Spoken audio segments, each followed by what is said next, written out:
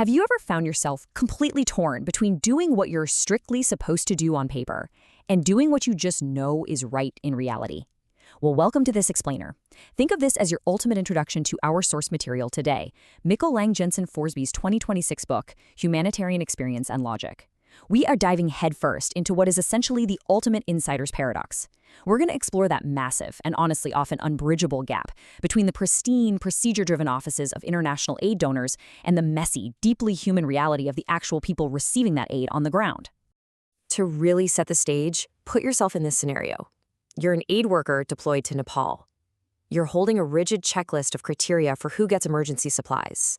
But right in front of you is a family desperately in need. And technically, they fall just outside those official guidelines. So what do? Do you follow the rules, or do you help the human being standing right in front of you?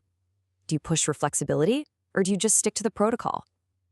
You know, this isn't just some fun theoretical debate.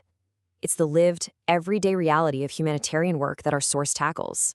So, here is our roadmap for this explainer. First, we'll look at the book Behind the Humanitarian Logic.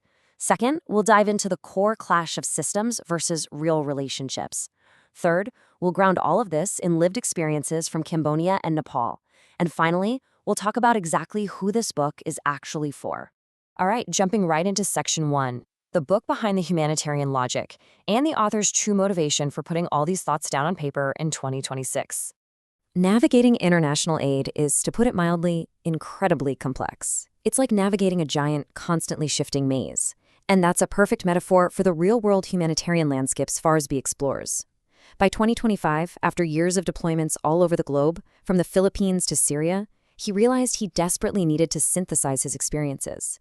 He wanted to make sense of the really jarring gap between these formal systems designed in comfortable European offices and the gritty, practical realities he was facing in the field. His whole motivation was to offer a logic grounded in real situations, rather than just abstract theory. Which brings us seamlessly to section 2, systems versus real relationships. This is what we call the great paradox in the field. There is a remarkably stark contrast right at the heart of this paradox. It's literally a clash of two different worlds. On one hand, you've got the donors. Their entire world runs on business agreements, KPIs, target groups, rigid control mechanisms, and demanding transparency through clean data. It's all highly abstracted. But then, on the other hand, you have the villages. Their world runs on relational partnerships. We're talking trust, mutual insight, basic survival, and lived reality. The underlying tension here is that these two sides speak completely different languages, yet they desperately need each other to actually function. There's this local Cambodian NGO worker named Sakha who just hits the nail on the head here. He says, with the donors, we have a trade transaction. With the villages, there is mutual insight. I mean, think about it. Donors give money in exchange for services and reports. They don't, and often physically can't, truly know the people in the villages. But with the village itself, there is a genuine shared truth. As the author points out, relationships actually reveal the truth, while rigid rules can sometimes hide it just to make the paperwork look pretty. Let's keep moving to section 3, experiences from Cambodia and Nepal. These are the absolute proving grounds where these theories get tested by reality. Picture this. It's 2013 and the author travels to Cambodia. He leaves the bustling, donor-heavy capital of Phnom Penh to meet with Soka out on the dusty roads of Pre Vang.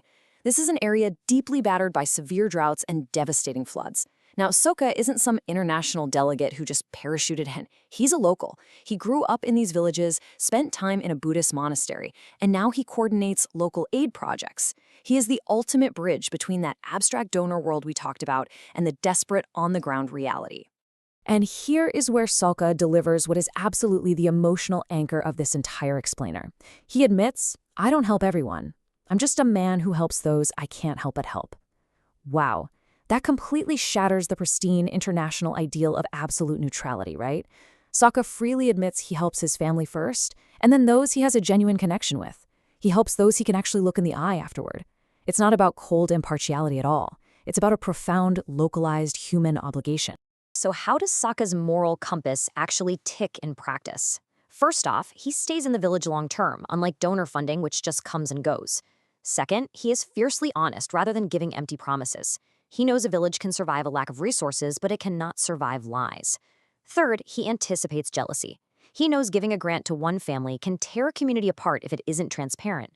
Fourth, he actively chooses fairness over strict neutrality. He knows he can't be neutral about his own friends, but he can be fair. And finally, he only communicates what he can stand by. He uses the small words of reality, not the big words the donors want to hear on a report. Now we're shifting gears entirely, from the slow-moving climate struggles of Cambodia to acute, sudden disaster. Nepal 2015, a devastating 7.8 magnitude earthquake strikes. The author arrives as a logistics delegate coordinating these standardized relief kits. And let me tell you, this is a completely different beast. It is fast-paced, it's chaotic, and it heavily relies on massive international systems to move thousands of tons of supplies. But this brilliantly illustrates how those massive systems can literally trip over their own shoelaces. Watch how this unfolds. First, critical emergency relief arrives at the airport. Awesome. But second, the trucks loaded with these life-saving supplies are straight up denied access to Kathmandu. Why? Because of standard city traffic rules. They lacked one official piece of paper. Think about that. Third, it took human intervention, the author literally writing and signing a statement by hand to bypass the blockade to get the system moving again. It just proves that even the most robust formal systems absolutely require human relationships and localized common sense to actually function. Which leads us to our fourth and final section, who is this book actually for? Consider this an invitation for us all to reflect. So who should be picking this up? Well, Farsby wrote it primarily for NGO leaders and field practitioners, the folks who are in the trenches making these impossible calls every single day. But honestly, it's also incredibly valuable for students seeking the real story, the messy, unvarnished truth of how aid actually works, totally free of that idealistic fluff. And frankly, it's for general readers who just want to understand the complex realities of global humanitarian efforts, and why just throwing money at a problem doesn't magically fix it. Forsby does something really cool here too. He holds up this fascinating literary mirror to his own work. He notes that if Ernest Hemingway read this, he'd say it only works if it's true, not just correct on a spreadsheet, but lived in reality. And George Orwell? He would ask if the author was being honest about the systems of power and the illusions we create just to feel good about ourselves. Forsby embraces both of these challenges. He is basically demanding that we look past the cozy illusions of KPI dashboards and confront the lived truth of the field.